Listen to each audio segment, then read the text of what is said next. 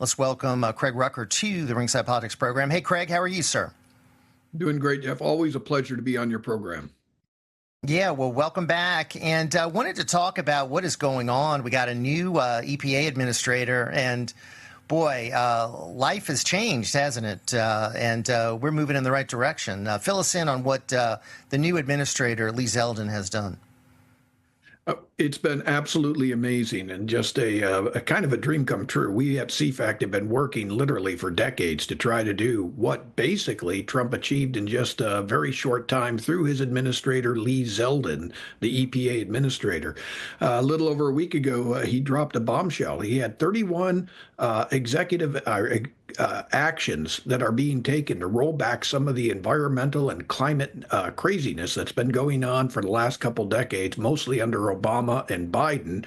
And in re-looking at things that have led to us all being crammed into or forced to use electric vehicles, to endangerment findings that would mandate that we have to get rid of our hair dryers or get rid of our gas stoves. All these different things are predicated on some of the environmental extremism that's been pushed through in the last few administrations. And in one day, he has now announced 31 actions that he's going to take to try and roll these back, and it's welcomed by all of us on the free market. So we can think tank so community. Craig, can we save our light bulbs? Can we save our gas stoves? I mean, can we get back to having choice for the American people as opposed to something being forced on the American people? I think that's the direction they're headed. And I think if they do look at the endangerment finding, now I'll give you a little bit of background on that. That was kind of pushed through back by a court decision which allowed it in 2007 called Massachusetts versus EPA.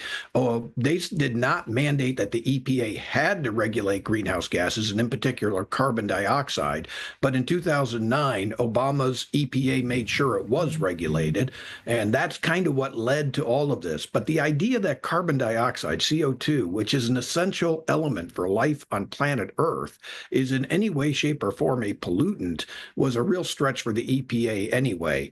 In fact, when they looked at carbon dioxide, they largely only looked at negatives. And these are climate models that said the Antarctic is going to be gone in 10 years, or the Arctic is, and we're all going to drive wildfires and the like. But they never looked at the benefits. CO2 is a wonderful thing that actually grows trees, grows plants, and yes, is actually greening of course.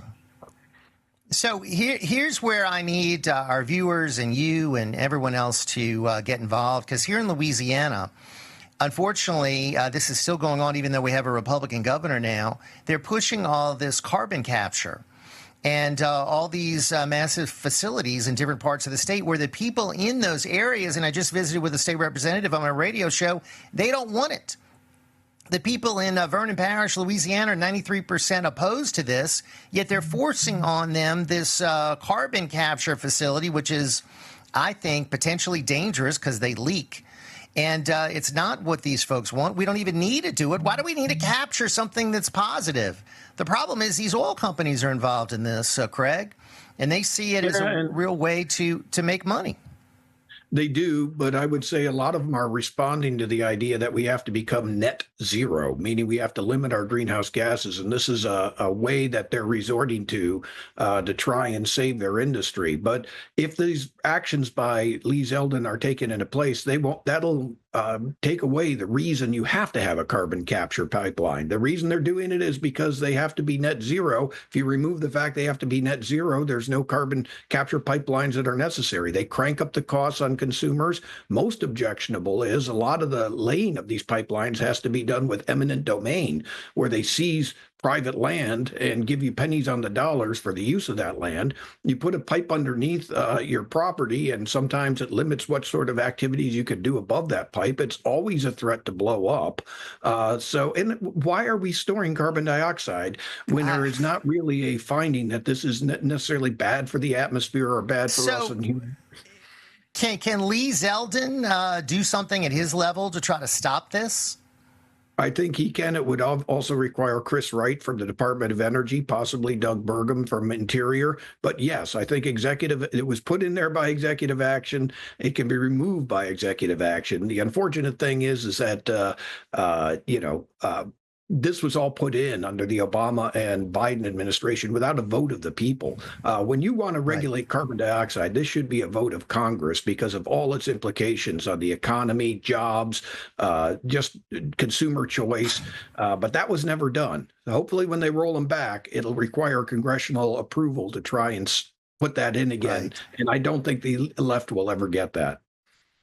I just hope we can stop this before these folks have to suffer. They're moving along with it, and there needs to be more of an outcry from the people that this is ridiculous. This whole thing is a danger, and it's a money grab, I think, for certain folks who see the financial benefits. But it certainly doesn't benefit the people in those parishes that are having to deal with it. And finally, Craig, did Lee Zeldin do something? I know there was an expose, an interview with an EPA executive about these gold bars that they were throwing off the Titanic at the end. Did he recover all those gold bars and shut down all those expensive contracts that they were handing out in the last few days of the Titanic, the Biden administration? Yeah, he caught a number of them and he found where they were going to, like $20 billion, of which like $2 billion was going to Stacey Abrams, for example. 8 nonprofits were receiving them. Some of these nonprofits didn't exist like 6 or 8 months before they got the money, didn't even have websites on the internet. So they were just obviously sham organizations in some cases that were specifically designed to get billions of EPA dollars. Unfortunately, a judge just basically stopped Zeldin from being able to stop them from getting the money temporarily. This isn't the end of the battle, but I know that the left is doing all they can to try and get those gold bars and say that Zeldin has no reason to stop them, even if these are sham NGOs, even if they can't really tell what the purpose behind them is other than to pad the pockets of some of Biden's friends in the far left radical environmental movement. Once again, we're running into these judges, these activist judges, and that is a real problem because they're trying to stop everything President Trump and his team are trying to do to benefit the American people. Craig, thank you for what you're doing to benefit the American people. We appreciate the good folks at CFACT, and thank you, as always, for being with us here on the program.